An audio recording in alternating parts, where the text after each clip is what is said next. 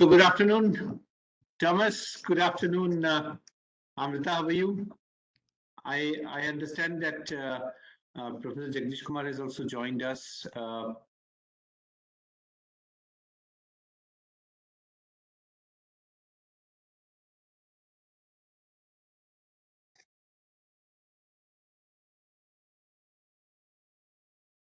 And Dr. Panchmukhi, Ambassador Chinoy, they all have joined us now. So let us start. Good afternoon, Professor James. Good afternoon. Good afternoon. Good afternoon, Ruby here. Good afternoon. Good afternoon to you all.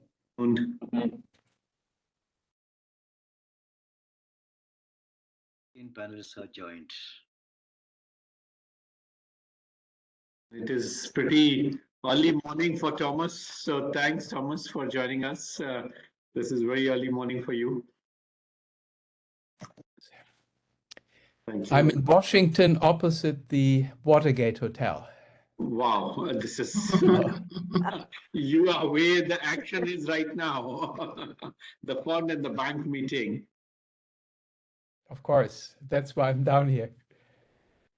So, yeah, I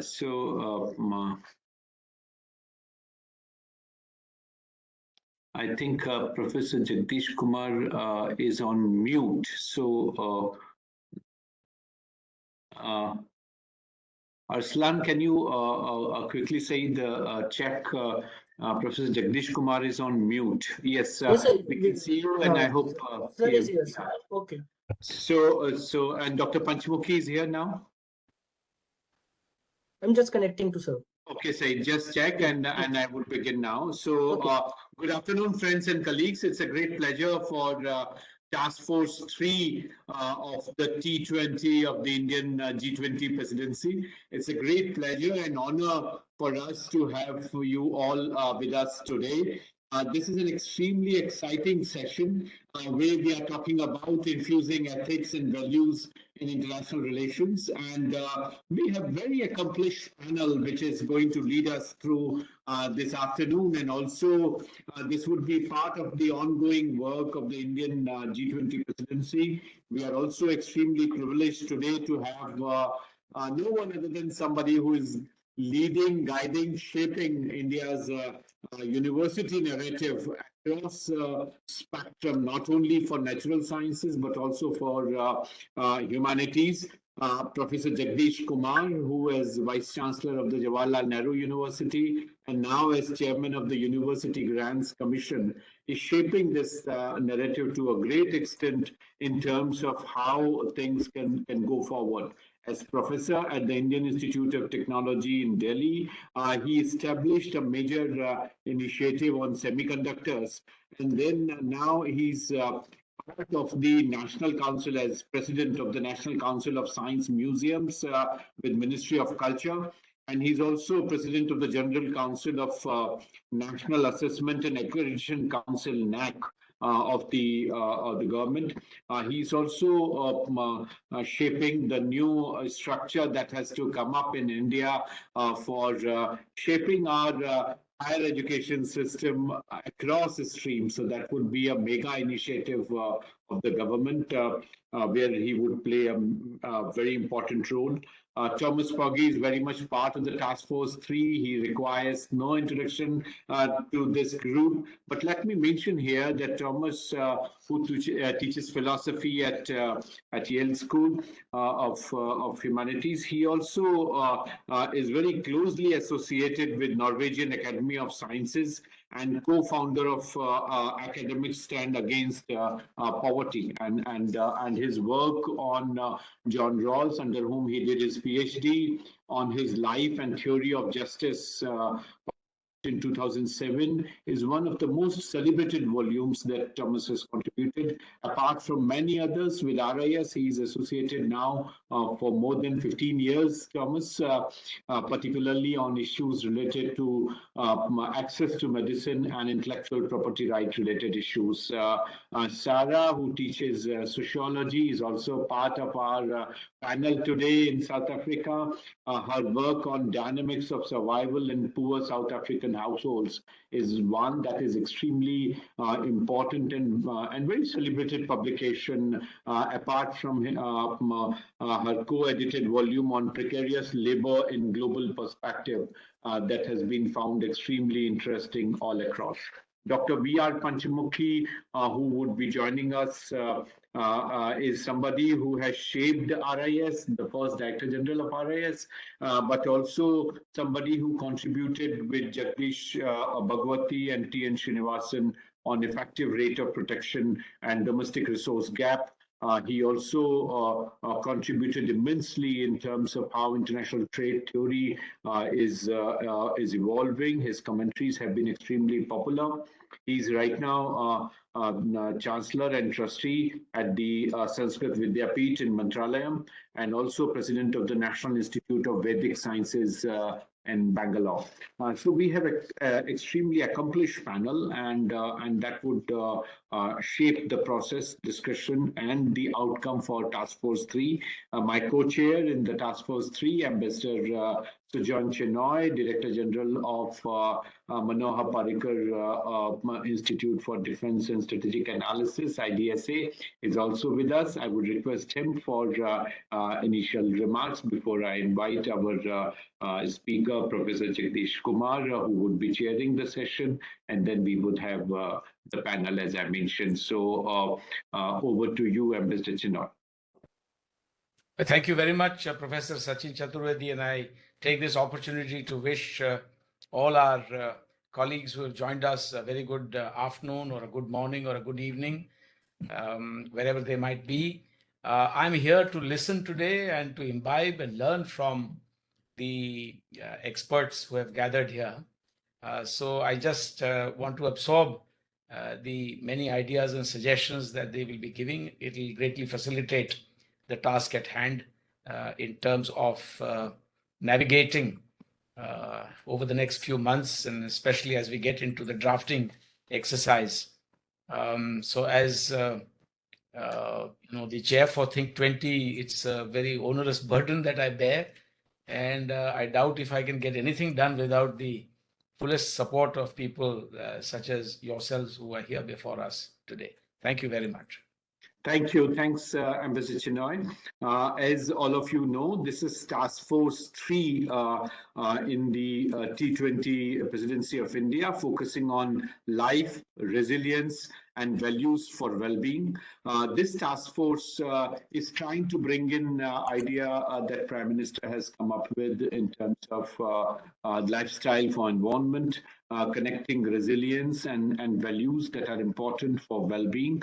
Our task force is also trying to emphasize on interests that we need to take care of intergenerational gaps, and also on interspecies disequilibrium that we are ending up with. And this we have time and again articulated. And it is for this that we thought that those who are not part of task force should also hear what our co-chairs are saying. So we are inviting so we have planned 6 seminars. This is our 4th seminar today. The next 2 seminars are on 28th of April and 5th of June. We have picked up themes. The agenda, the calendar has already been shared. Today we are focusing on issues which are important in terms of ethics and international relations. And this, I think, is important. What is happening in case of blocking of grains from Ukraine to other parts of the world, which led to the UN intervention, and we could then get the grains out from Ukraine. The idea of providing financial assistance but indebting countries to no end is also a matter of concern. So how we can all remain ethically correct, how international relations, particularly the behavior of international financial institutions, is not just led by financial concerns, but has ethical value systems. Now the question arises, as some of our colleagues asked in earlier seminars, whose ethics we are talking about, whose value system we are talking about. Apart from civilizational concerns, we also have some common value systems which are relevant for humanity. which are relevant for everyone, apart from specific inferences that we may draw in some regional or national context. But there are minimum value systems that are related to respect for life, respect for human rights, respect for existence of each other, not only of human beings, but of other species as well.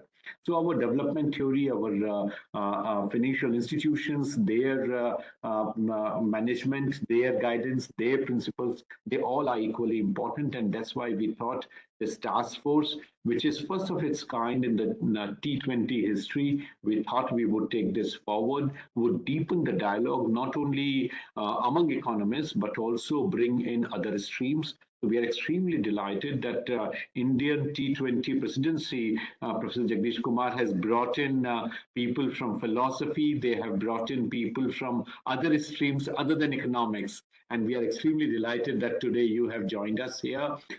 Your thought process has largely affected the new education policy and also many other initiatives of Government of India in the recent past.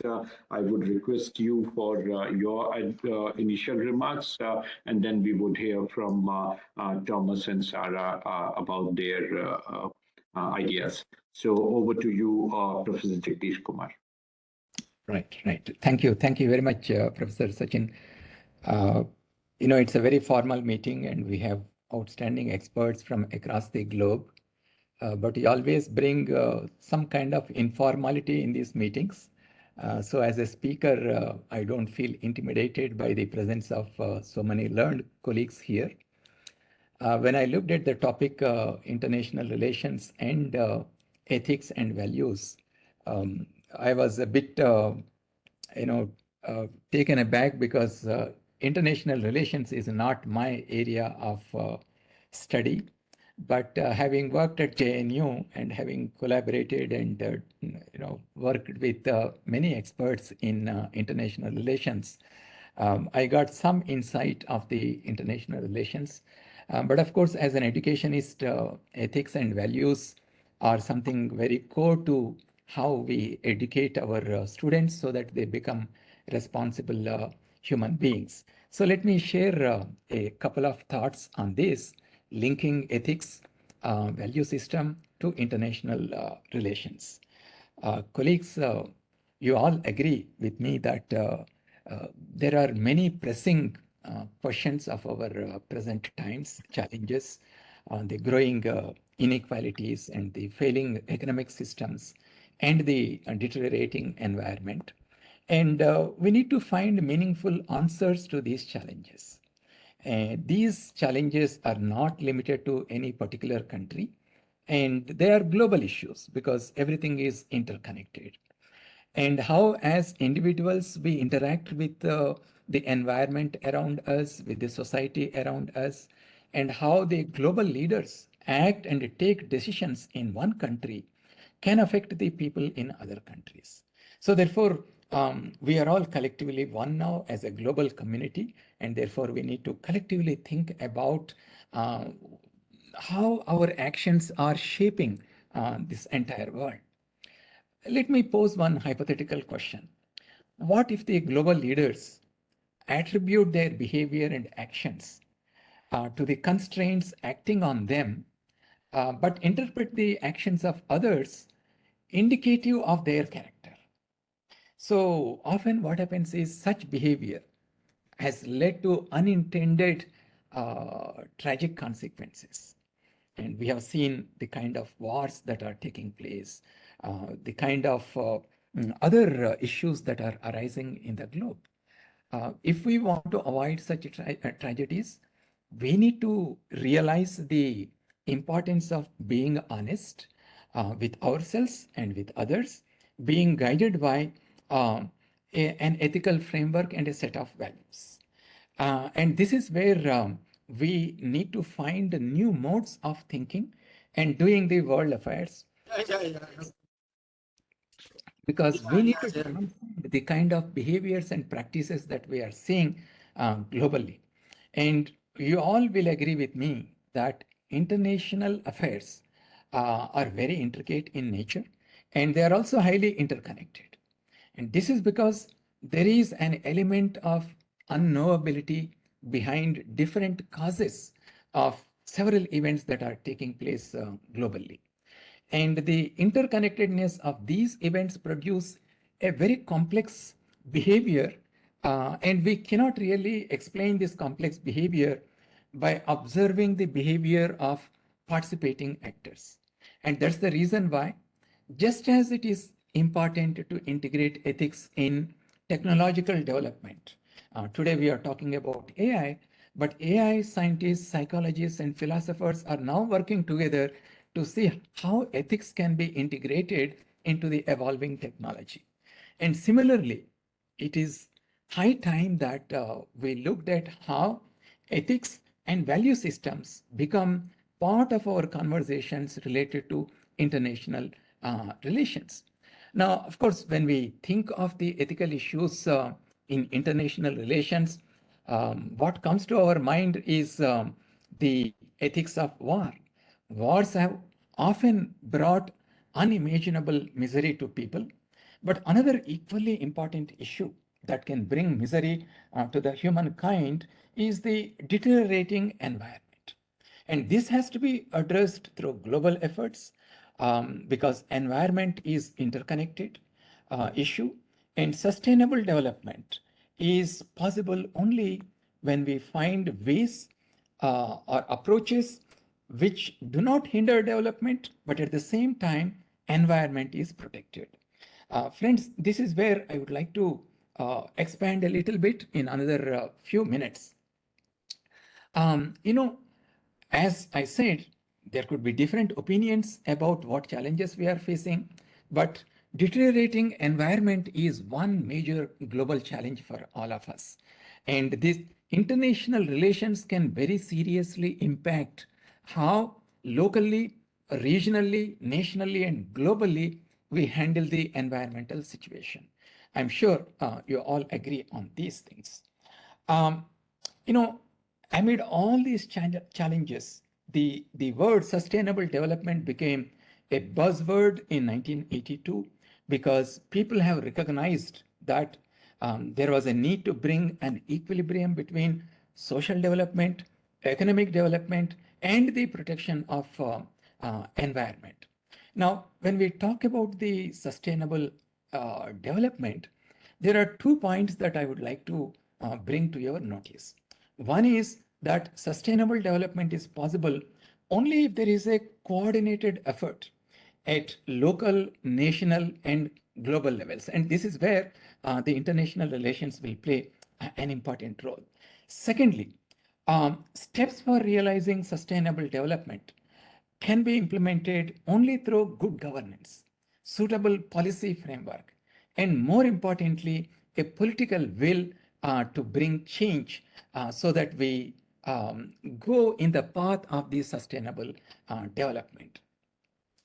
While researchers argue that sustainable development should be based on a set of constraints on human activities, this is something that we need to pay attention to because it is not just only the economic goals that are important. Now researchers are saying that we need to also look at a set of constraints on the activities that we are carrying out in our lives, including the economic activities. And it is the moral imperatives of needs, equity, and limits. These things should guide our policy making. And this is where I strongly believe that ethics and value framework will play an important role. You see, as compared to animals, humans have a very advanced cognitive ability, and this helps us to control our natural instincts through learning. And we develop different kinds of social norms and civilized behavior. And that's how we develop these ethical framework, be it utilitarian ethics or virtue ethics, justice ethics, or care ethics. These are the 4 major ethical frameworks under which, as human beings, we operate. We may not know clearly that I am operating under this ethical framework. But instinctively, we are operating under these four ethical frameworks. And so, how do we look at ethical frameworks and international relations and then protection of the environment? Let me say a few more words on this. You know, long ago, this moral imperative was best captured in India. You know that Indian civilization is one of the longest civilizations, more than several thousands of years. And it's also the continuous civilization. There is no break in Indian civilization. As a result, what has happened is several local practices, local approaches have been developed in order to lead a life which is in harmony with nature, so that instinctively we adjust our activities to protect the nature which is nurturing us. And this is well captured in a Upanishad called Isha Upanishad. I would like to tell you what this Isha Upanishad says. It says, everything in the universe belongs to the Supreme God. Therefore, take only what you need that is set aside for you. Do not take anything else, for you know to whom it belongs. Friends, there is also these moral imperatives are very beautifully described in a mantra called Shanti Mantra.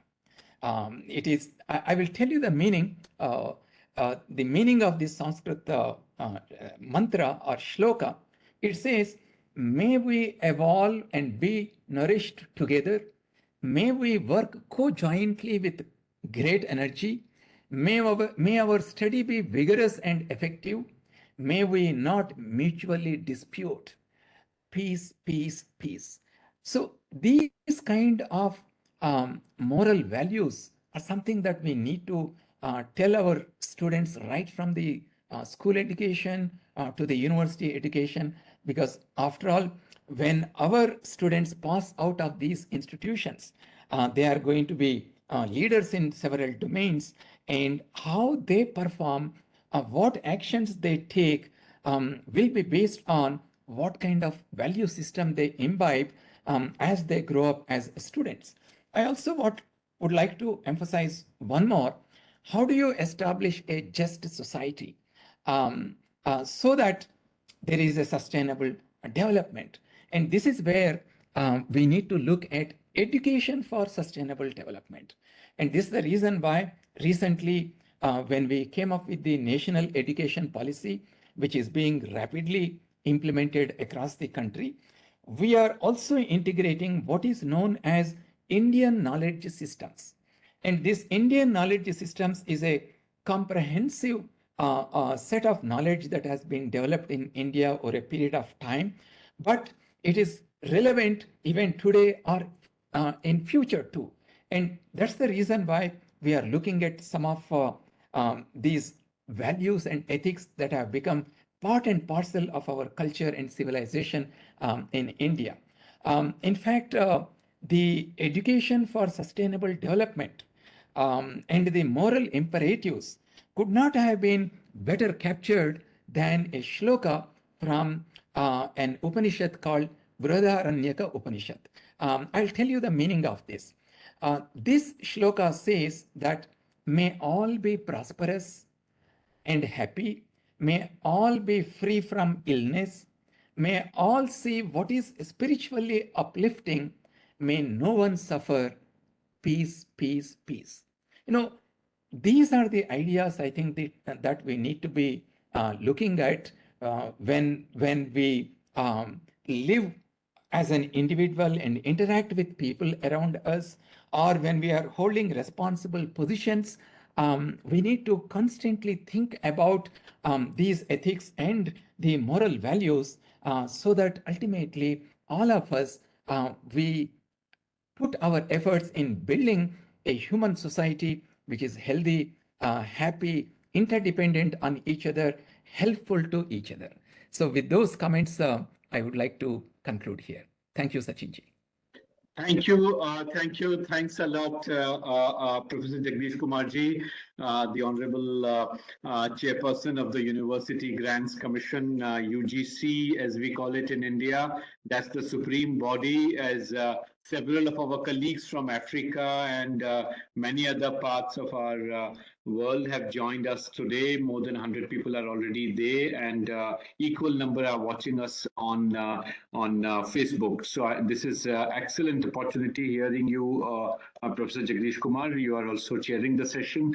So now, on your behalf, I would request Professor Thomas Pogge, Professor of Philosophy and Professor of Political Science at Yale University. Thomas, over to you now.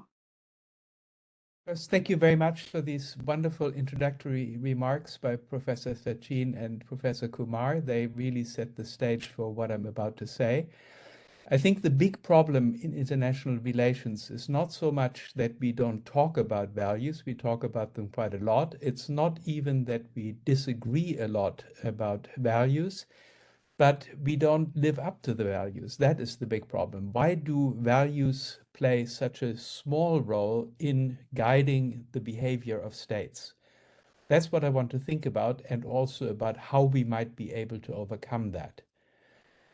We aspire to a world in which conflicts are resolved through democratic processes, in which weapons and violence no longer have political relevance, and in which income and wealth distributions no longer dominate political outcomes. We have models of such social systems in some advanced nations and to some extent in the European Union. Now, clearly such a world is possible with today's economic, technological, and administrative capacities. The great difficulty lies in the transition.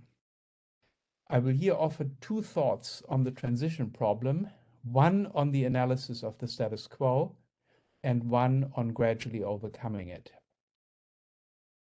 We live in a world of competing states, which is post-Hobbesian in that this rivalry is structured by rules. We have reams of international law, bilateral and multilateral treaties, unwritten conventions that organize the interactions of state actors, as well as those of their banks, corporations, and so on.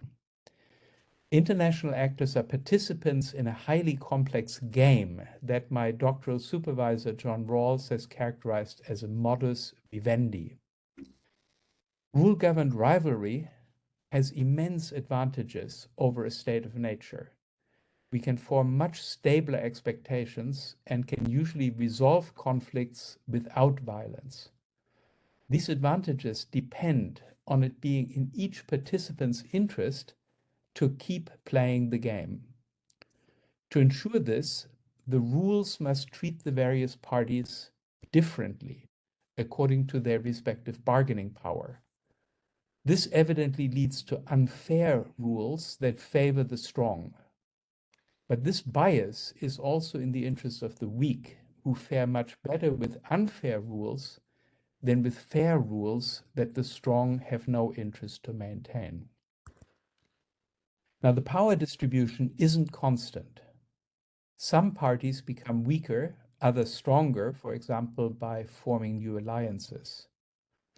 Such changes need not destroy the modus vivendi, but can be accommodated by adjusting its rules, which thus reflect a dynamic prudential equilibrium. In this dynamic contest, the rules are influenced by the distribution of power, and the distribution of power is influenced by the rules. Understanding this, strengthening parties seek to revise the rules to gain even more power. Accordingly, losses of power through mistakes or bad luck are cumulative and self-reinforcing. This gives rise to descending spirals where an initially small power shift through rule changes it triggers amplifies into a major power slide. Participant awareness of the danger of a descending spiral has a destabilizing effect. An actor who foresees that it will have to prudently acquiesce to increasingly unfavorable rules in the future will be tempted to fight at once, even imprudently, rather than be increasingly marginalized in the long run.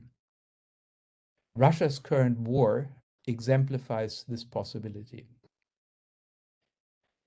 The danger of a descending spiral leads modus vivendi participants to obsess about their security and power, often at the expense of moral values, even their own moral values. This obsession infects even domestic politics. For a state to maximize its international power, its population should be strongly supportive of its government, and the government should therefore maintain popular support by any means, even dishonest and undemocratic ones. Politicians often tell themselves that they may and must violate their country's values to ensure the long-term preservation and ideally global victory of those very values. While we stand for a future world of freedom, transparency, democracy, and human rights, we sadly must often use nasty means to achieve it: drones, torture, coups, assassination, and disinformation. Such is realpolitik in the minds of many politicians. In the world we aspire to, states would not pursue power at the expense of their moral values. But within the existing modus vivendi game, any anticipation of such a world is risky. If others go along, then a world of perpetual peace can perhaps be achieved. But if others merely pretend to go along, then the initiating party risks a substantial loss of power. This is what happened with Gorbachev's ambitious initiative, through which the USSR slid into a descending spiral. This cautionary example complicates the transition problem, but does not make it intractable. Transition requires precisely coordinated steps that at each stage preserve the power distribution among the most powerful states. But there is another more serious problem. Political power derives from three sources: military strength, economic strength, and a residual category of soft power, which includes cultural influence, charisma, moral reputation, and the capacity to convince others by sound argument. Within each of these components, relative position matters. For example, the economic strength of a state relative to that of its rivals. A state's political power depends on its rankings in all three hierarchies. Now, the relative weight of these three sources of power varies with context. In wartime, military strength is paramount. In times of stable peace, economic strength and soft power become much more important. As a result, states have opposing interests regarding the political climate. States whose comparative advantage lies in military strength have an interest in the world not becoming too peaceful. Today, the premier example is the United States, which is about as strong militarily as all other states combined, but economically has only 15% of gross world product at purchasing power parities. Russia, too, arguably belongs in this group. On the other side are states that score better in the international economic and soft power rankings than in the military one. Presently, these are most clearly Japan, Germany, South Korea, Indonesia, Mexico, and Switzerland. Such states would gain political power if military strength suddenly became irrelevant, though the richer ones of them might also lose some political power insofar as they could no longer justify economic selfishness by declaring the world to be a jungle in which they can ill afford the luxury of morality. The geopolitical climate influences not only the international, but also the intra-national power distribution. In times of war and crisis, the executive branch gains power, as do the military, the intelligence services, and the arms industry. These actors often have a vested interest in deliberately promoting tensions and belligerence. An unpopular government can gain power and influence domestically if it can wrap itself in the national flag and produce patriotism, national pride, a sense of honor, chauvinism, or fear and distrust of foreigners among the population. Perpetual peace, then, has natural enemies, most notably the supremely important President of the United States, who by fomenting armed international hostilities can increase both his political power within the US and the political power of his state. This analysis of the status quo sees humanity caught in a competitive game in which political actors use their political power to maintain and, if possible, expand that political power. In this game, the use and threat of force remains central because this is in the interest of those participants whose comparative advantage is military strength, and because disputes, crises, incidents, tensions, and hostility are much easier to produce than to prevent. Though civilized by rules, this competitive modus vivendi game is in the long run a matter of naked survival, because the rules do and must adapt to shifts in power if strengthening participants are to continue to abide by them.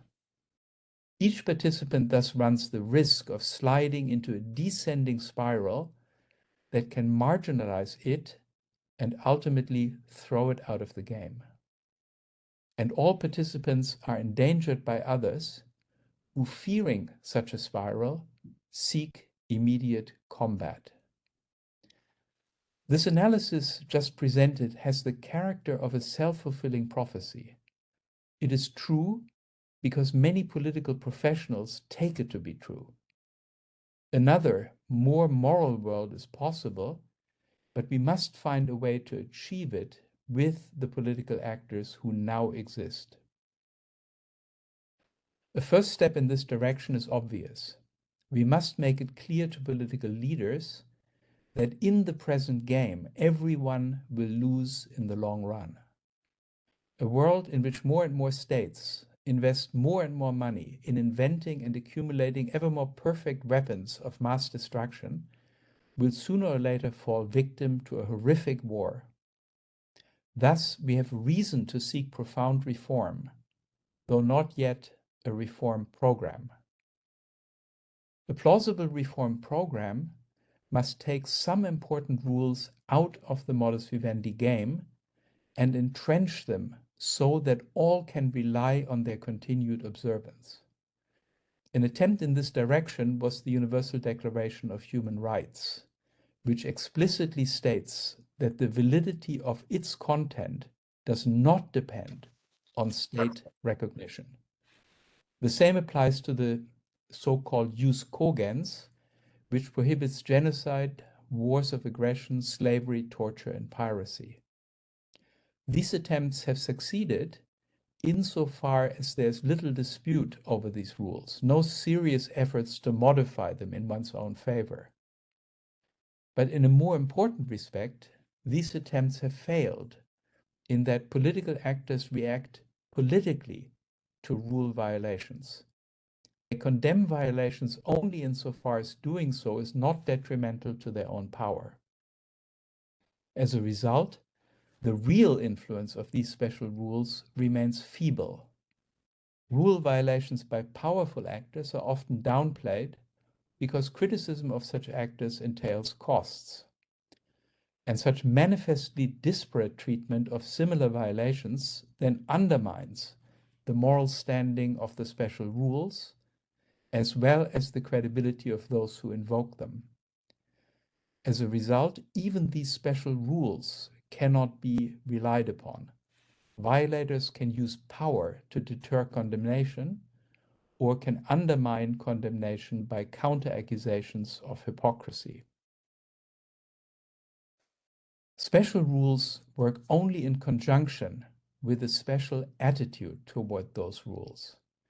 Political actors must view and treat these rules as sacred rules, so to speak.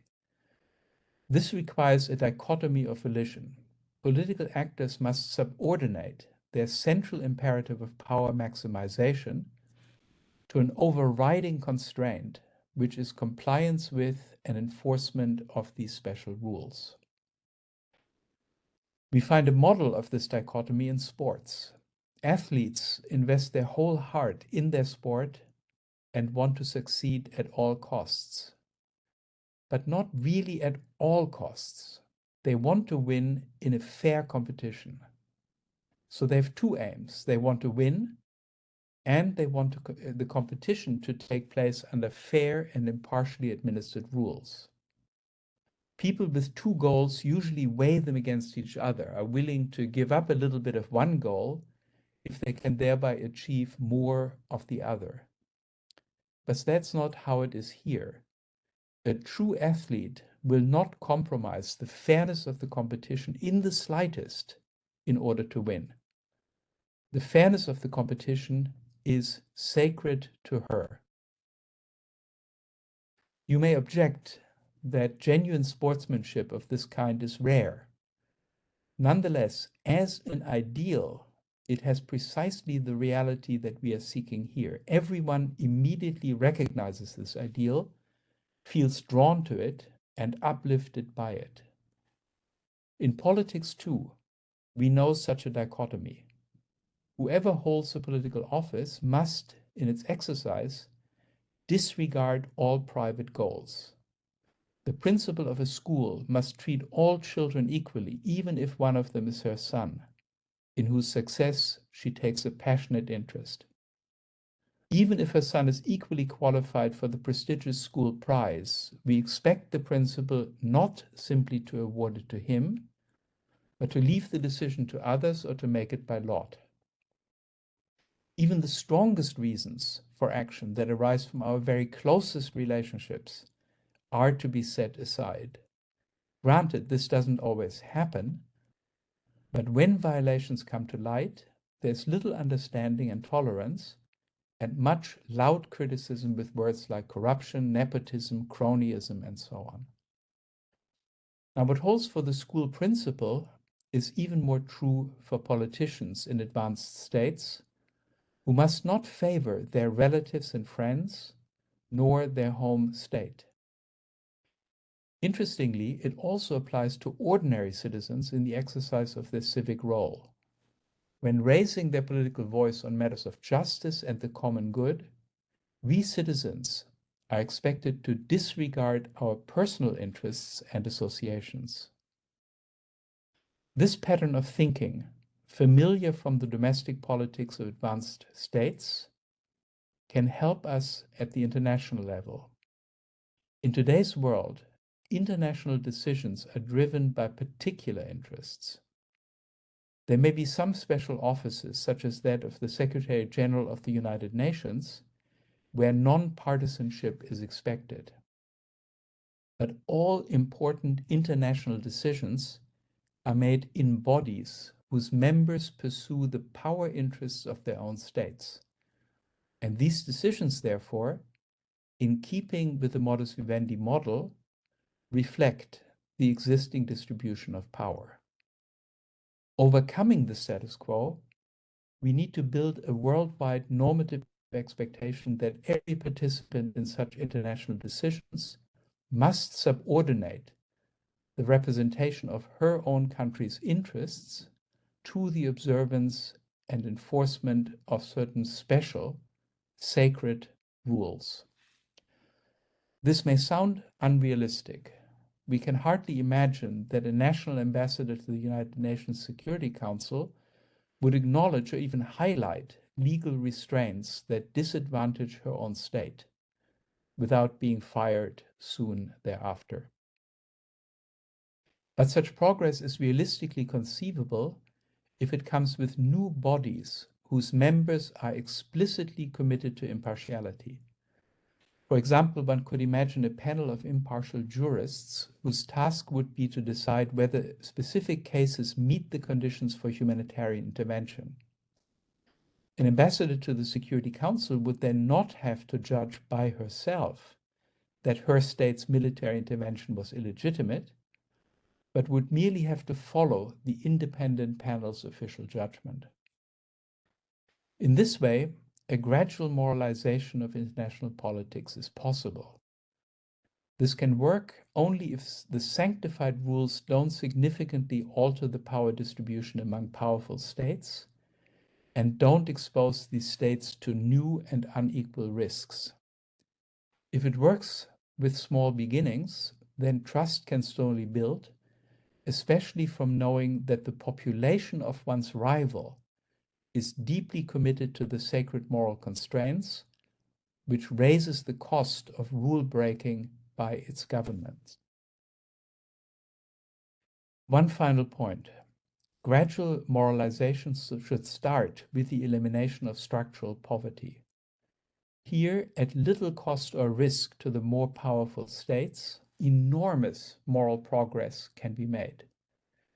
In our world, the average income is 55 international dollars per person per day, and yet 42% cannot afford a healthy diet at the price of $3.54 per day. Accumulated from colonial times, this staggering inequality is perpetuated and reinforced by the fact that the more powerful states negotiate international economic and financial rules among themselves. If these rules were brought into line with even minimal justice requirements, this alone would get us more than halfway toward the full realization of human rights.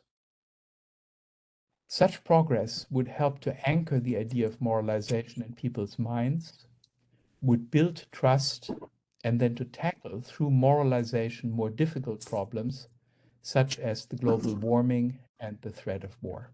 Thank you. Thank you. Thanks a lot, Thomas, for very insightful and very stimulating address today. You have brought in not only the important role that the individual states may play, but also the setting at the global level in terms of how we do not push people out of gear to be compelled to break the kind of moral moorings that are important. You have very rightly emphasized on peace has natural enemies, and I think the poverty, the issues that are related to irrelevance of political leadership towards violence, I think is extremely important, and we need to take that further.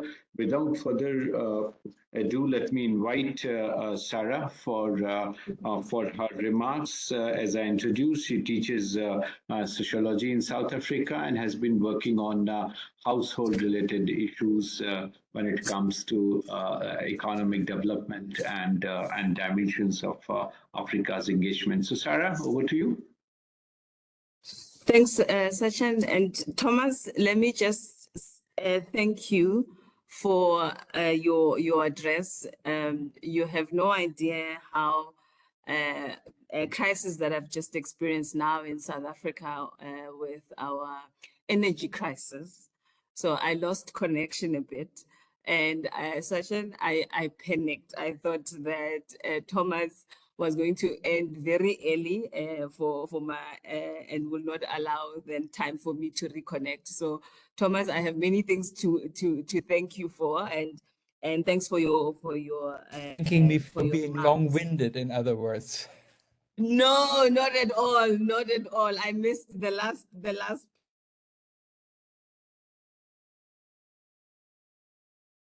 Sarah, you are on mute. Yeah, Sarah.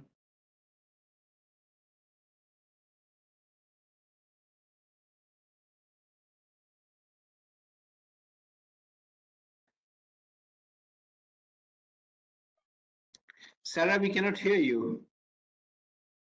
Suddenly something has gone. Yeah, that's good. You can hear me now? Yep. All right. Professor Kumar, thank you so much. You and I also share something in common, which is that we are not IR specialists. I'm a sociologist by training. So when Sachin said, gave me the topic, I thought Sachin thinks very highly of me. So let me attempt to say a few things in line with sociology and where I'm based in South Africa, and particularly from the Human Sciences Research Council, and also as an interim chair of the BRICS think tank in South Africa. This is, for me, infusing values and ethics in international relations is an important ideal and an important idea that we all need to grapple with, regardless of our disciplinary and political thinking. I think it is an important one for all citizens of the world to engage with as an important area in taking our global world forward. In South Africa, particularly, I think I want to suggest that the idea of values and ethics should be grounded, should be rooted on the ideals of and the principles of rights and responsibilities. Particularly, again, in the context of South Africa, the notions of rights and responsibilities are enshrined in our constitution, in our Bill of Rights. And I want to quote a particular part of our constitution that I want to draw on as I give my brief comments today.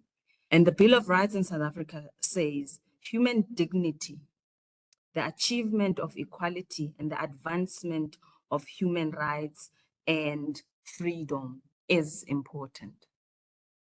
And I think that our constitution and in the ways that we have understood our constitution goes a long way in understanding what could be a global concept that we can adopt, and a concept of a global citizenship enshrined on the idea of human dignity, the idea of both rights, and in most cases when we talk about rights, we often talk about it in relation to the state or states.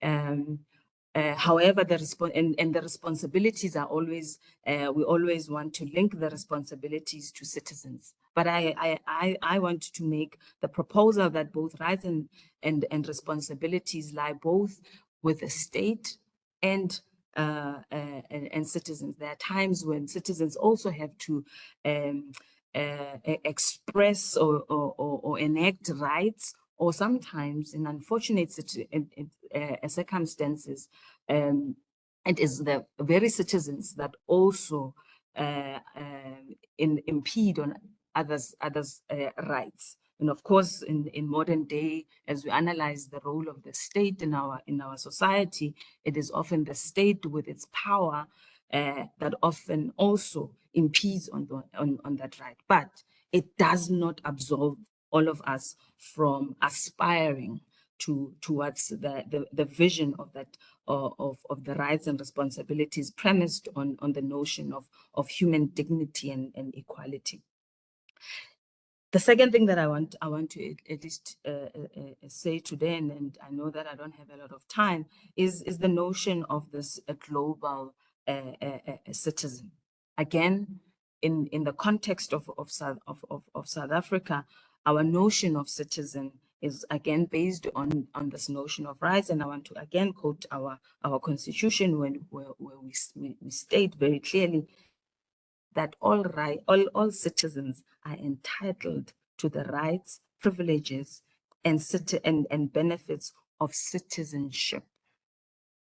With that, I want to also say that in a context of rising inequality within countries in South Africa, I think esteemed professors will be aware we have an unfortunate problem and challenge with rising inequality. But I want to challenge us here that this rising inequality is not just within countries.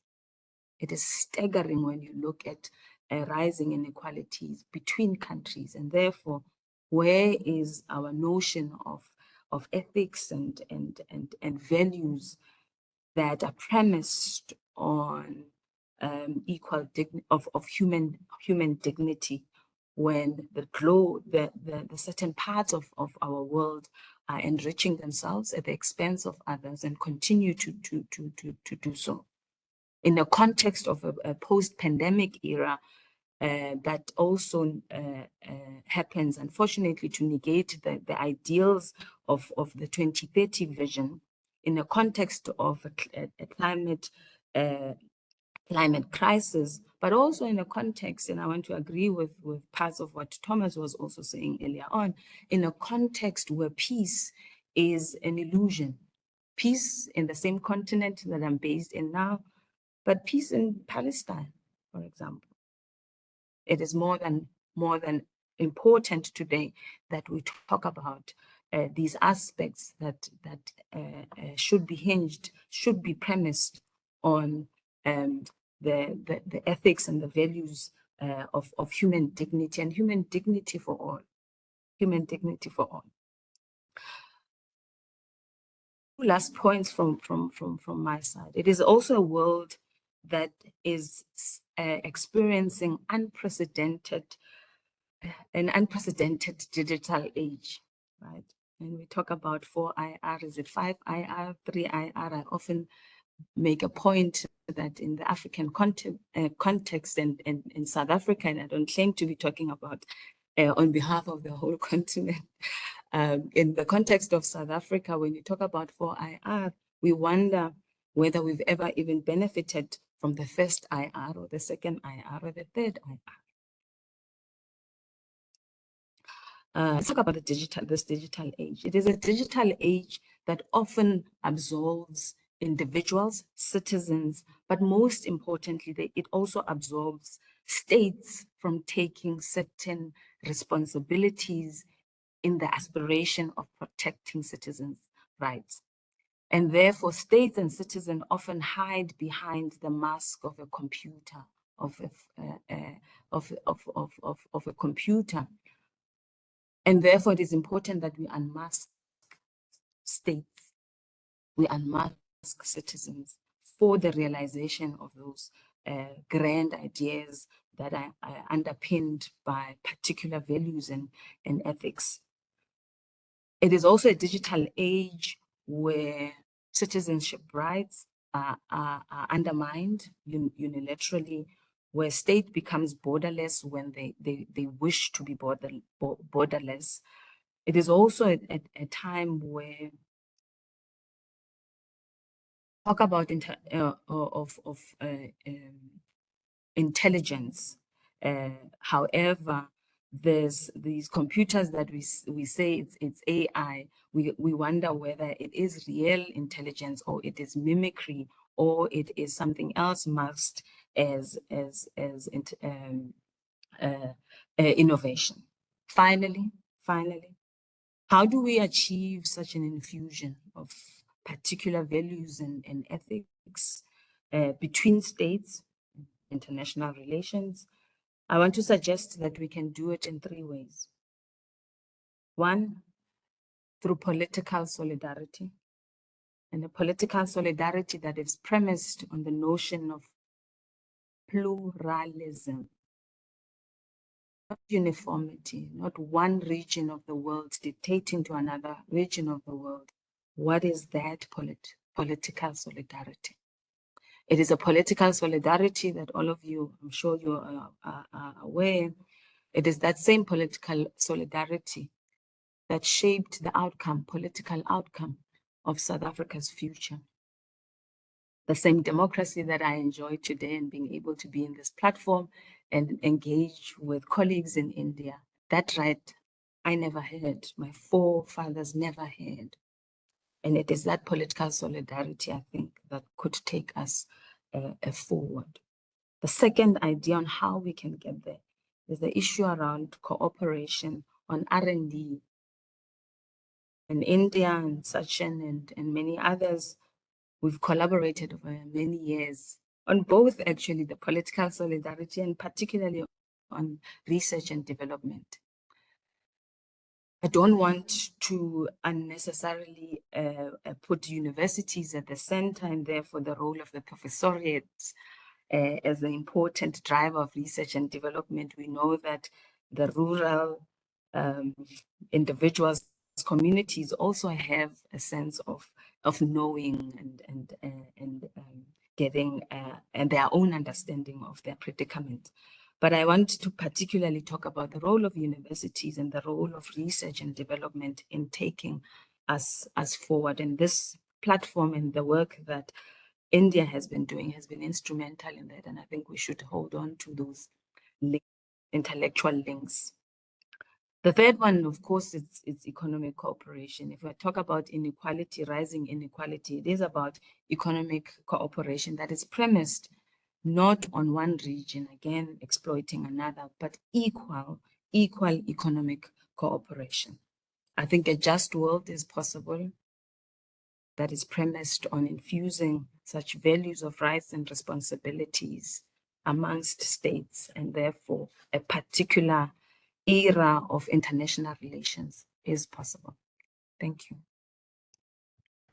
Thank you. Thanks a lot, Sarah, for very interesting talk, and thanks for suggesting the roadmap. And I think it is absolutely important to emphasize on political solidarity, on cooperation around R&D, and also economic cooperation. And this is something that Global South has to take forward. RIS has been working on Global South and the South-South solidarity and our partnership with the southern economies. So this is something which is extremely important. How do we bring in the rich countries that Thomas alluded to, and how do we bring in governance with those who are facilitating tax havens, those who are not facilitating the work that international agencies like UNCTAD have been trying to do. So I think we have immense challenges to take that forward. But thanks a lot, Thomas, and thanks a lot, Sarah, for your very illuminating talk. I would now open the floor, and we are extremely privileged to have Professor Dr. Panchmukhi with us, who has been immensely contributing in terms of our understanding with Indian ethos and value systems. As I introduced him in his absentia earlier, he is president of National Institute of Vedic Sciences. But he contributed with his name is VR Panchmukhi, so we call him VRP, and VRP on ERP, effective rate of protection, is something that we have been discussing. So without further ado, I would invite him, and then our other co-chairs of the task force, and I see Amrita is here with us, and Professor Shashi Prabha. So I would first invite Dr. V.R. Panchmukhi for his special remarks on the two lectures that we just heard. So over to Professor Panchmukhi.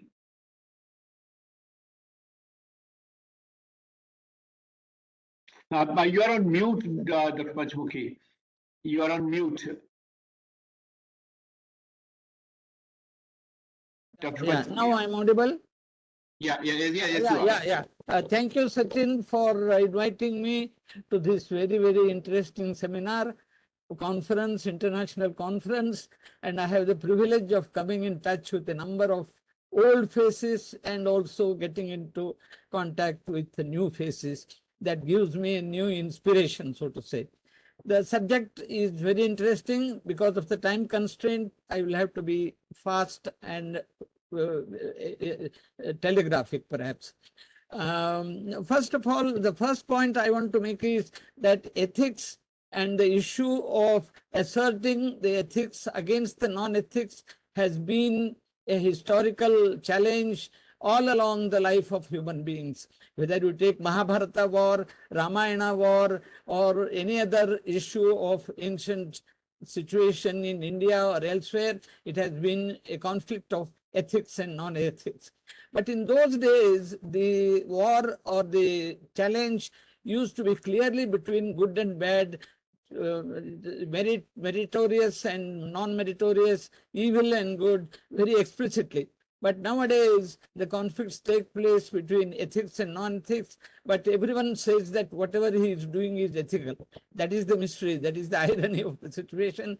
So the clarification, the dichotomy between ethics and non-ethics is getting blurred, and that is creating more confusion for the resolutions.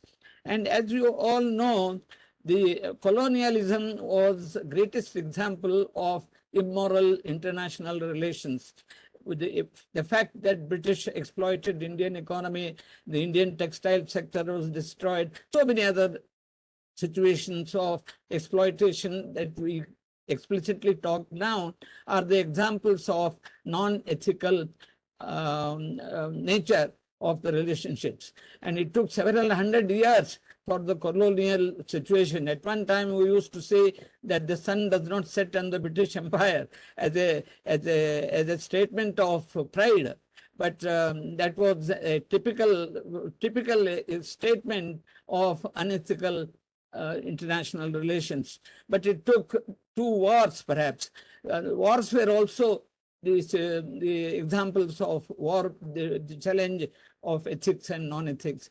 But it took 2 wars for the colonialism to end. But the new situation also did not escape from the conflicts of ethics and non-ethics. The Cold War, the East and the West, that also was a source for worry, causing undue exploitation of the West, and the war between the East and the West continued. And there arose, to correct the situation, the non-aligned movement, as we all know. And non-aligned movement created our RIS. You know, its first original name was Research and Information System for Non-Aligned and Other Developing Countries. It was not the name of an institution, it was almost the name of a system.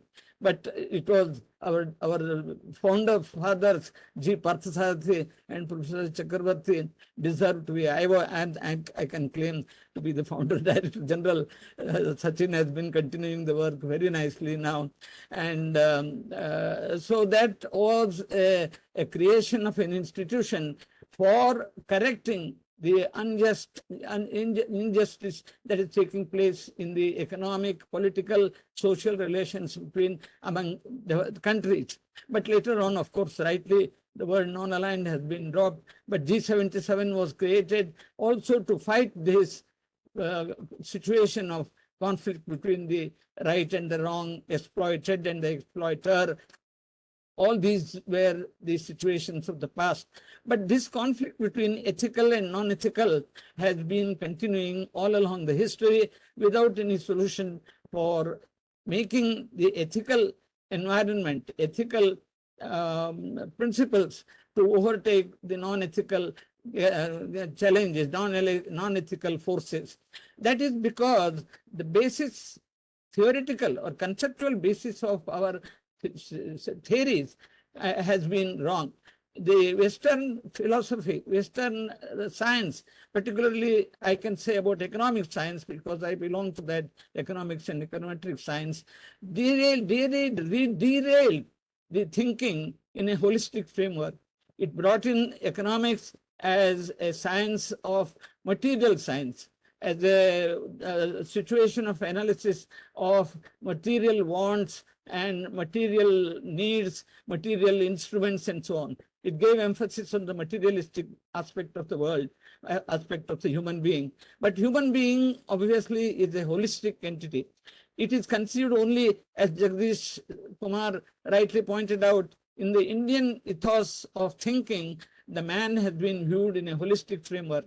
As Isavasya Upanishad says, the entire resources belong to the Lord, not to anybody.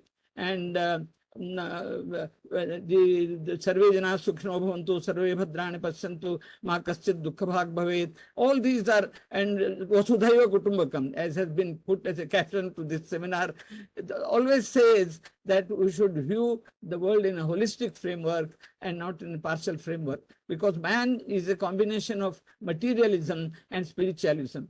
Because this conceptual thinking originated in the Western thinking, separated the materialistic man totally away from the holistic framework. Man is a holistic plus spiritualism man. Spiritualism essentially emphasizes not religion, not rituals, but it emphasizes the values of life. Values of life. That is why I always make a distinction between gross national product as a combination. We should have gross national holistic product as a combination of gross national materials product, which we often enumerate, calculate, and gross national values product. Because we have taken away the values part of it, the entire analysis, solutions have been distorted, have been highly partial, have been highly not solvable, not solutions, but they have created most complications. You know, the whole world is suffering from excessive consumerism.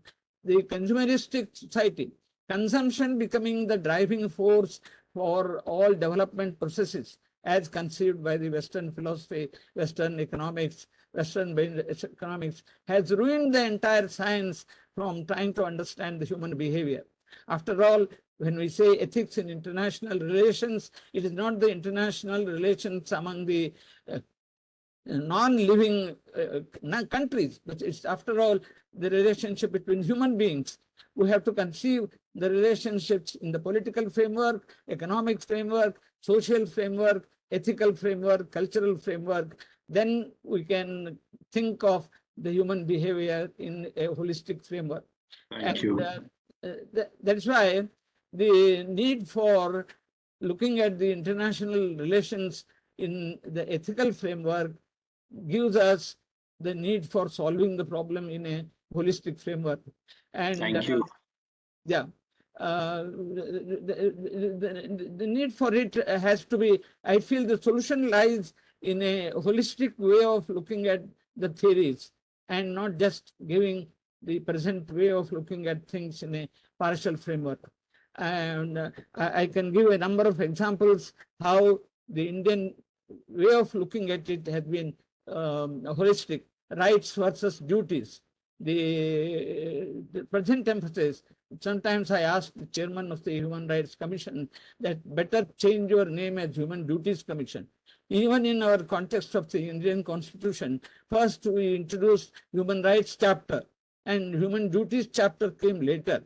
That is why the emphasis on duties has always been very partial and lying behind, and need for bringing the holistic framework is important. The environment, we talk about sustainable development. We should talk about sustainable consumption to have the proper blend of the products and the resources. I always give emphasis on lifestyle and development.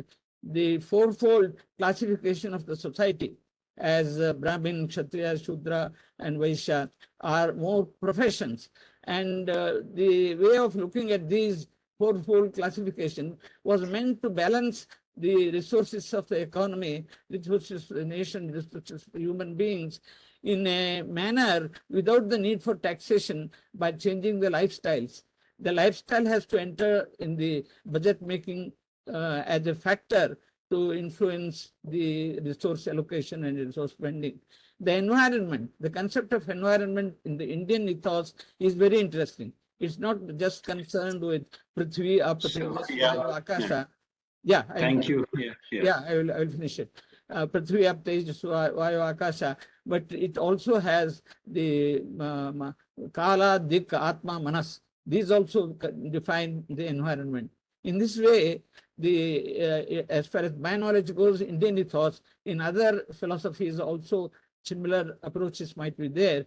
So to integrate those thoughts in the present model building for economic or holistic development, and then only the solutions can be found. The partial approaches do not help at all. This is the main message of my presentation. And the WTO also has failed, though it emphasized the globalization as a solution to the unethical behavior, unethical relationships. But globalization also has been totally destroyed now by the policies adopted for protectionism. The strategic trade theory has rationalized the need for interventions and not just by globalization. So in this way, the conflict between the ethics and non-ethics continues in the world, but the solution to that lies in having new approach of theory and practice in a holistic framework. This is my view. Thank you. Thank you. Thanks a lot, Dr. Panchmukhi. Because of the time constraint, Yes, I'm not able to yes. elaborate. Unfortunately, we are left only now with around I will stop here. 12 minutes. Thanks once again, Sachin, for inviting me. Thank you. Thank you, sir. Thank you, Dr. Panchmukhi. Let me now invite our co-chairs and then finally Dr. Sujat Chinoy. So, Amrita, over to you, and then followed by Professor Shashi Prabha Kumar. So, Amrita. Thank you very much, Sachin, and thank you to all the speakers for the very insightful presentations. I'll make 3 points. And so the first one picks up directly from what Professor Panchmukhi has been saying. And I really liked how he framed the discussion in terms of offering a holistic framework that combines the material and spiritual. And this is, in my eyes, very important for the discussion of the seminar today. Ethics and values in international relations, because in a lot of debates in international relations, we see a dichotomy that is presented between values and interests. And I see this dichotomy as completely false, right? So there'll be people, I mean, you see this very prominently in US foreign policy discussions, for example, where pundits and policymakers will be arguing we need to be acting in our interests, not values. And in Germany, you have the opposite, where people will speak about value-based diplomacy. And then they'll be attacked for saying, well, this is not about, you're not thinking about interests. But in fact, the two are mutually constitutive, right? You can't separate the two. And it's very important to also frame discussions in this way, right? Because it's only then that we will be able to also deal with issues such as rising authoritarianism, right? Decline of democracy and so forth. These are issues that relate, they're not just values, they relate to interests. And countries differ in how they define their interests, but values come in surreptitiously if we don't engage with them overtly. The second point that I really that I will pick up again on from, well, actually, let me also refer to Thomas's excellent presentation, and maybe raise a little bit of a question, a challenge, and say that maybe there is more contestation on the multilateral rules that we have available, right? And so we have a whole lot of rules. We have a lot of international law on these rules. But it's not only that countries misbehave, though you are absolutely right, Thomas. I agree with you that countries and leaders misbehave and they don't follow the rules, and there are incentives for them not to follow the rules. But I would ask the question, are the rules really fit for purpose? And I'm not so sure they are. And here I will pick up again on what Professor Panchmukhi has been saying. For example, in the context of the World Trade Organization, and Thomas, you and I work on different aspects of the WTO, but we work on the WTO. And I would argue that there was the old system, the old model, the post-war model, post-World War II model, which said very clearly that increasing prosperity will lead to increasing peace, right? Sort of also deriving from ideas of the perpetual peace and so on and so forth. But now what is becoming clear is that those very ties of interdependence that were supposed to lead to peace are being weaponized, and they can be weaponized, and they're being weaponized by a whole swath of countries, right? And private actors. The nature of trade has changed. Global value chains have changed. And this to me suggests that we need a fundamental reform of the system. And we need to be thinking outside of the box. Maybe this is not universal multilateralism. Maybe it's variable geometry, for example, and values do need to come in again, where I completely agree with Thomas on how important values are. And then my third point, and now I probably sound a little bit like a hippie, but I'll go with Sachin because I was very glad to hear him talk about not just intergenerational justice, but trans-species justice. And we're in a very exciting task force, right, where we are allowed to think out of the box. So let's think out of that box. And let me ask the question, we've talked about whose ethics, but let's also talk about who are the marginalized. And yes, it's a whole lot of humans across the planet, within countries, across countries, but it's also a whole lot of sentient beings, right? It's about the voices of the voiceless and the genuinely voiceless, right? And here again, I don't want Vasudhaiva Kutumbakam to become just a trite thing that everybody says. Na Vasudhaiva Kutumbakam, everybody's saying it. But what does that really mean? It means the earth is a family. Not humans are a family, but the earth is a family, right? And so every time I hear that, I go back to a shlok that I learned as a child. So the Udara Charitanam tu Vasudhaiva Kutumbakam, but then I go back to the idea of Atmavat Sarva Bhuteshu Yah Pashyati Sah Panditaha. He who looks upon the whole, all creatures as he looks upon himself or herself, that person is the truly wise one, right? And for me, this is what we could do, right? As a task force, but also India G20, let's push for that idea too. Now, who are the marginalized? It's not only the humans. Thank you. I'll stop there. Thank you. Thanks a lot, Amrita. I have now 3 persons on my list, and I would go very quickly. We have to finish at 4:30. Maybe few minutes more I would allocate for ourselves. First is Professor Shashi Prabha Kumar, followed by Ambassador Chinoy and Nicola. So, Professor Shashi Prabha Kumar. Thank you, Professor Sachin Chaturvedi. And I must thank all the previous speakers who have covered almost all the aspects of the theme that is being discussed today. And I'm glad, being a Sanskritist, that most of them have quoted from Sanskrit sources today. We are definitely going back to our sources, and we need to go back to. Because when we talk of ethics and values, ethics is normative usually, so it talks of norms or duties.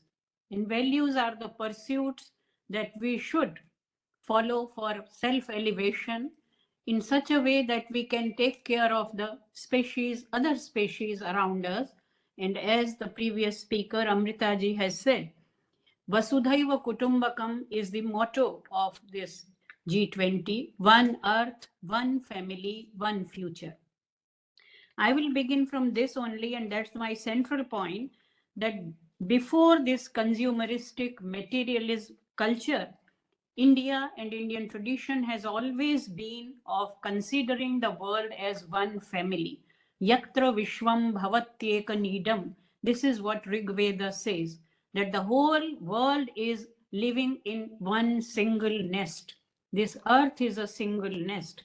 So we were considering the whole world to be a family, but due to this materialistic culture, consumeristic attitude, the world it converted from a family to a market.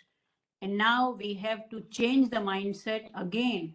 We are forced to do that so that the problems that we are facing today, these are to be minimalized. And the mindset change is that we have to start re-looking at the world as family, not just as a market. Family also needs a market to support and sustain itself, but it is not basically a market. There is an emotional bonding within the members of a family. If we talk of ethics in international relations, we have to begin from a smaller group, and that is interpersonal relations, then intergroup relations, intercommunity relations, interstate relations, and then we go to international relations. The model will be the same from individual to a community to a group. And this ethics is nothing but dharma in Indian connotation. As Professor Panchamukhi ji, whom I have seen today after years, I'm so glad, he has highlighted the idea of duties and ethics from Mahabharata. I'll just like to quote one sentence from Mahabharata and I'll stop. And that is the core of ethics to be followed for international relations today. And that statement is Shruyatam dharma sarvaswam shrutva chaivavadharyatam atmanah pratikulani paresham na samacharet.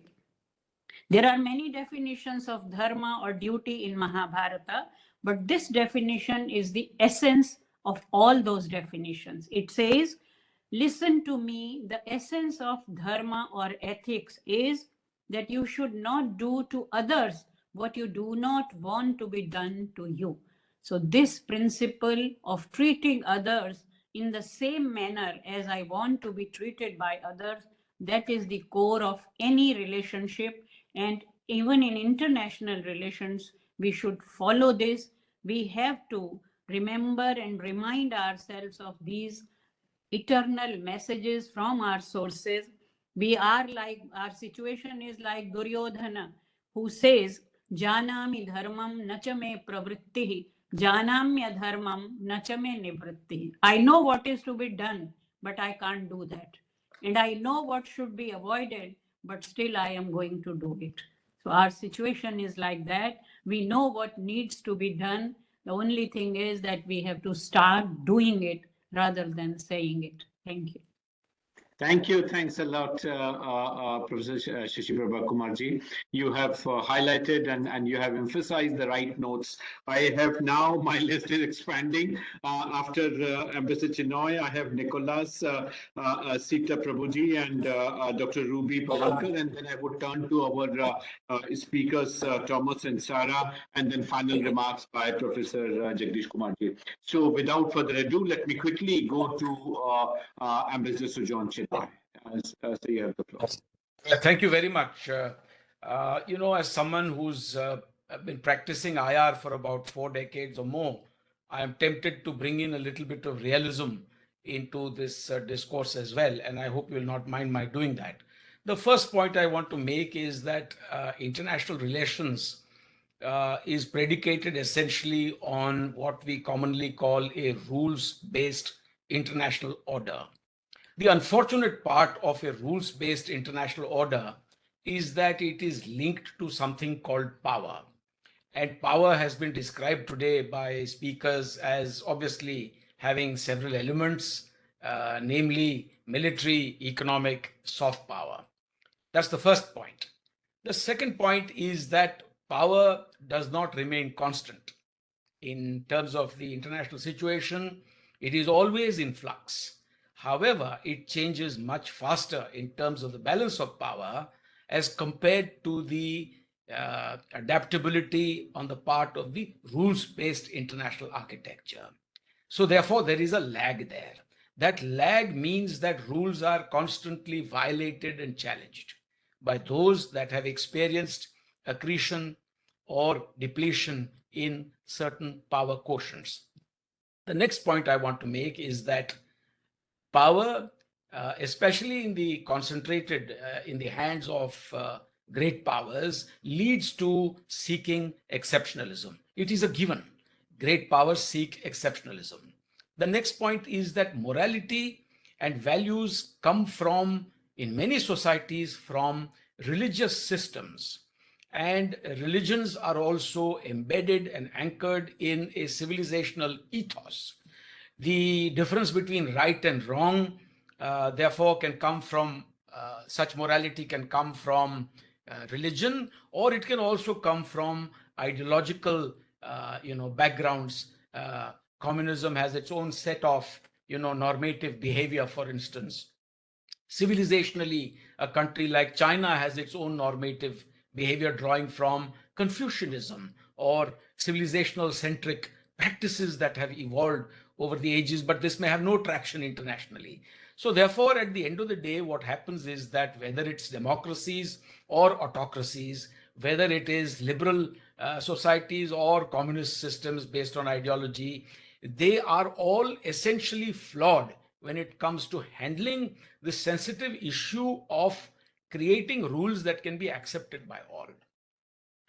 The next point, if I may mention one or two more, is that the Universal Declaration, for instance, of Human Rights that was adopted way back in 1948, it rightly talks of equality, it talks of non-discrimination, etc. But it has absolutely no structures that can implement what you call a common equality, a common economic equality, a common basis for making that equality, sort of realize that equality in real life, only a genuine dialogue, for instance, can actually lead to a rules-based international order that is acceptable to all. And this cannot happen if the structures that exist today are inherently flawed. The United Nations is also inherently flawed. Any structure that harbors an inherently flawed structure like the UN Security Council with a permanent membership as against non-permanent, as against the hordes of others who have to sit and try and have their spiel in the UN General Assembly, cannot really deliver at all. What is that? What is it by way of an architecture that can deliver this kind of common set of values? Where is it that, what is the platform where you will discuss the commonality of values, since they come from various backgrounds or historical experiences or cultural ethoses or religions? You really cannot have a consensus unless there is a common platform where we are ready to treat certain distilled aspects of our human wisdom as universal. Thank you. Thank you. Thanks a lot, Ambassador Chinoy. Nicola, over to you. Thank you very much, Sachin. What a lively discussion. I would like to add three short remarks. The first one about what Ambassador Chinoy just mentioned. I think it is absolutely fundamental and critical that even in tense times of tension, in international relations, we do find places for dialogue to continue across different values or across different sets of political systems. This is absolutely critical, and it is possible to do it. The second point is, I would like to also emphasize sometimes the lack of ethics and values in scientific research. And here, I think humanity is currently building extremely sophisticated, either artificial intelligence systems or biotechnologies, etc. Right, and we can see how easy or how easily they could be misused, and how in a number of cases the conjunction of power play plus private capital plus the difficulty to guarantee that they will not be harmful can turn existing, I would say, existing aspects of scientific progress into terribly harmful and deadly sources. Here, I think both the context of the G20 India and the G7 Japan, with G7 Japan being very much aware of the power of nuclear weapons, etc., could maybe jointly make some progress into reaffirming these questions of ethics and values, not just in general, but also specifically applied to the spheres of scientific research and technological transformations. The last point, I think it is Amrita was mentioning that this OU interspecies consciousness. I don't think it's just a hippie style. But I was reading yesterday, there was, and I will finish with this, there was a fire in a dairy farm somewhere in Texas, and 18,000 cows died in that fire. Not one, not 180, but 18,000 cows died in just the fire of one dairy farm. And at the occasion of the article I was reading, they said that over the last 3 or 4 years, more than 3 million animals died in fires in diverse farms in the US. Just an example, like when we have a bird flu in France, we are killing millions of ducks and other. And I don't think, honestly, I don't think this is bearable and this is sustainable in the long run. We do not see the suffering; they are invisible. They do not write petitions, the cows and the hens. But in the long run, there is something that is completely twisted and completely wrong here, and applied to food and agriculture systems. I think here also ethics and values should apply, and we could probably use our task force to have a stronger expression. So thank you very much. Thank you. Thanks a lot, Nicola. We are running out of time. The list is growing, but let me quickly freeze it and request Professor Sita Prabhu and Dr. Ruby to be as brief as possible and be quick. So over to you, Sita Prabhuji. Yeah, I'll be very brief. Am I audible? Yeah, you are. Can Thank you hear you. me? Yeah. Three quick points that I wanted to make. One is responding to Ambassador Sujan Chinoy's comments on power in international relations. I think we also need to discuss the role of the international financial institutions, which are being exercised increasingly as instruments of power to control economies across the globe, and some norms and values regarding the reform of the international financial institutions may need to be called for by the G20. The second, on how the values can actually come out, I just want to dialogues of the 1980s were indeed very, very powerful instruments through which, the new values, including people-centered development, had been formulated. These were bipartisan dialogues involving up to 200, influencers from across the world without their political affiliations or institutional affiliations. I think it is time now for us to think of something similar of a dialogue across the range of issues that we are facing, particularly with respect to values. And G20 and RAS is well placed to lead these dialogues and be a host for this beyond the presidency of the G20. I think I look upon RAS to sort of pick up the baton. The third and last, I think it was delightful to see Professor Panchmukhi after a very, very long time. And sir, you have reminded us that about ethics and economics. And we may need to again be mindful of the fact that economics actually was a sub-branch of ethics not so long ago. And it is only when it branched out and the engineering aspect of economics took over and ruled economics that we forgot the ethical moorings. Moral philosophy was a very important part of the early economics, and we have forgotten that legacy. Thank you very much. Thank you. Thanks a lot, Sitaji. Let me bring in Dr. Ruby Pavankar. So, Dr. Ruby, you have the floor. Thank you very much for giving me this opportunity to say a few words. I'll try to be as brief as possible. First of all, I'd really like to congratulate Thomas and Sarah for the excellent talks, and Professor Panchmukhi, for I'm hearing for the very first time, for a very elegant and informative lecture for us. And I would like to also pick up on the comments made by Ambassador Chinoy, which is very, very important when we talk about international relations. But I'd like to just take a step back and say, I think we start with interpersonal relations. We need to have interpersonal relations within a country. We need to have a responsibility of civil society. And when we are dealing with G20 countries, we're dealing with different cultures, different social systems, different resources. So something that we could actually do is to try to see what is it that's common. How can we have start a dialogue with bringing in the commonality first and then trying to address the issues that are the difficult issues, because it's easier to bring a dialogue into position by looking at the commonalities. This is what the first thing I'd like to say.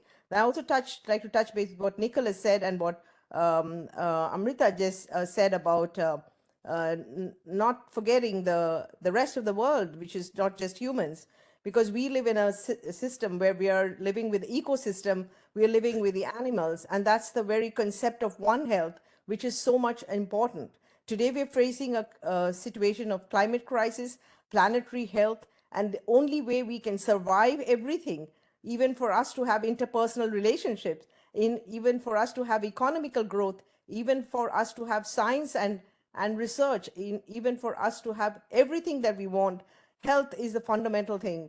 And for that, it is not just human health, but animal health and that of the ecosystem. So I'd really like to say that we need to address One Health in a very, very important way. And this task force has a really, really broad and important scope to actually address that. And I look forward to this.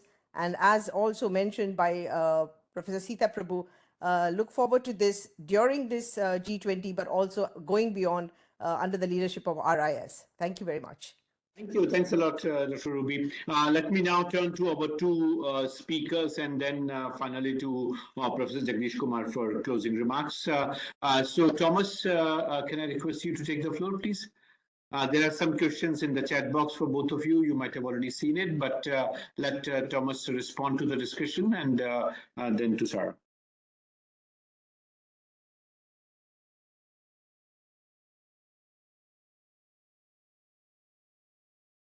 Thomas, you are on mute. About that. So there were many really good points made. I have a whole list of points that were interesting and important feedback on my paper. But let me focus on one thing in particular, which I think is perhaps the most important, that was raised by several people. That is to get ethics really into international relations in a way that is meaningful and constrains the conduct of agents. We need it to institutionalize. It is not enough for there to be an ethical dialogue. Of course, that happens all the time. And in this dialogue, often ethical values are invoked in a way that is instrumental.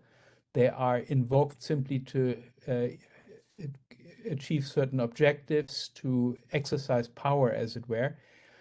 We need institutions that are not negotiating fora where countries are represented according to their power and try to get their way, but we need institutions in which ethical values are dominant and people committed to these values are making decisions on their basis, ideally with a justification. So a court is a model of that, right? The International Court of Justice, for example, is a place where there are clear-cut rules and the judges are officially committed to follow those rules, regardless of how these rules may affect the power of a particular country that may be their home country.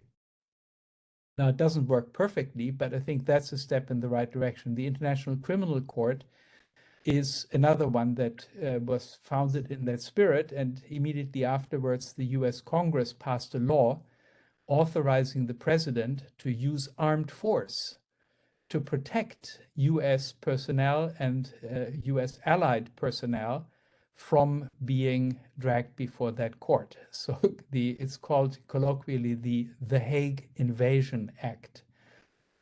So the president can send troops to protect soldiers who might be accused at the International Criminal Court of having violated the rules of war.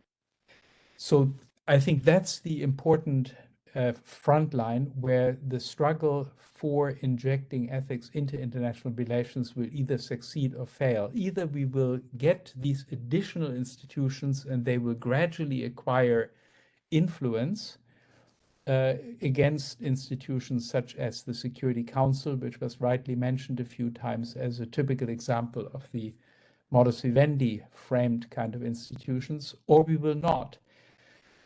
What we could have is a UN Parliamentary Assembly, for example, in which ethical debates could be held, in which you would have not representatives of governments, as we now have in the General Assembly, but you would have genuinely representatives of people from around the world, also including people who may be in opposition to their own government. And there, a value-based discussion could be held and could become gradually influential. It would be an official forum in which ethics could be discussed and potentially injected into international politics. That is, I think, the path on which we can achieve greater influence for values in international affairs. And if we don't succeed with that, I fear that we will continue with the modus vivendi with, in the long run, pretty disastrous effects. Thank you. Thank you. Thanks a lot, Thomas. May I request now, Sarah, you take the floor?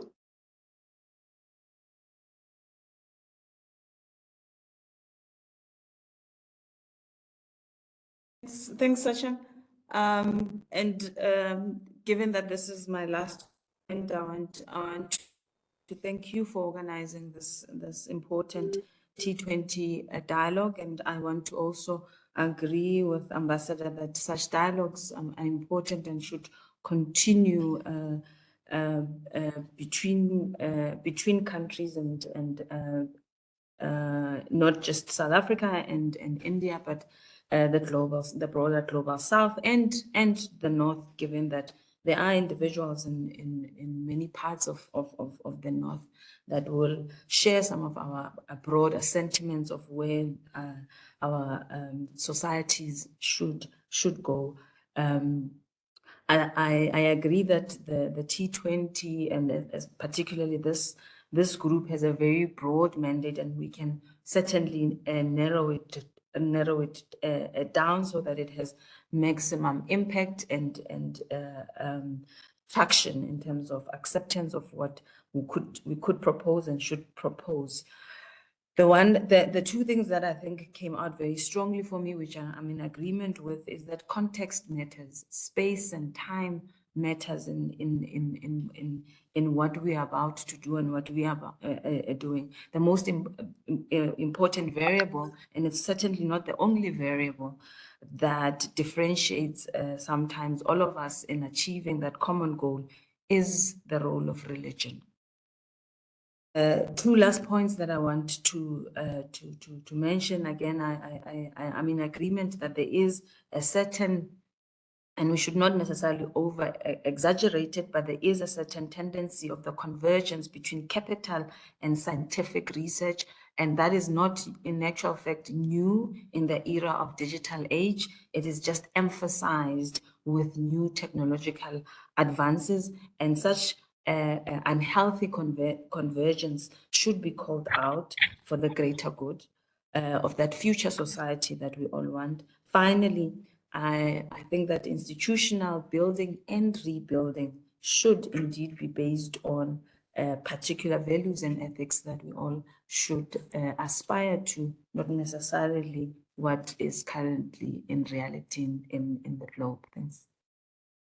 Thank you. Thanks a lot, Sarah. I think I need not venture into the summary that we all need, and we are all thinking in terms of what exactly has happened in last 1.5 hours. And I think I would request Professor Jagdish Kumar to guide us as to how we see this, because we really had all very diverse ideas. But I think Thomas, in his concluding remarks, has made one very important point of how do we go beyond dialogues on ethics and institutionalize the fabric that the global community requires, and how the T20 process should take that forward. That's one idea, and I think what Sarah just now observed in terms of the convergence that we are seeing of capital and scientific research that has triggered many minds here in terms of monopoly over knowledge that led Hajun Chang to say kicking away the ladder. Several things have happened in our development space. So how do we reclaim development space that is needed? And I think Indian presidency has placed in the G20 development at the center. And this, I think, requires us to revisit the contours of knowledge ability to generate knowledge, and disallow monopolies that have come in. Nicola's example in terms of how interspecies balance and what we heard from Amrita in terms of holistic framework, which Dr. Panchmukhi also emphasized, and the dichotomy between values and ethics. So there are several ideas that have sort of come up on the table. Over to you, Professor Jagdish Kumar, for your closing remarks. I know we have overshot the time, but let me still request you, and thanks for staying back. Thank you. Professor Sachin Chaturvedi, you are asking me to summarize, but just now you have so beautifully summarized the whole interaction that we had during last 2 hours. I agree that the experts who have participated here have come from diverse fields. They have expressed very interesting opinions, but I see one underlying principle here.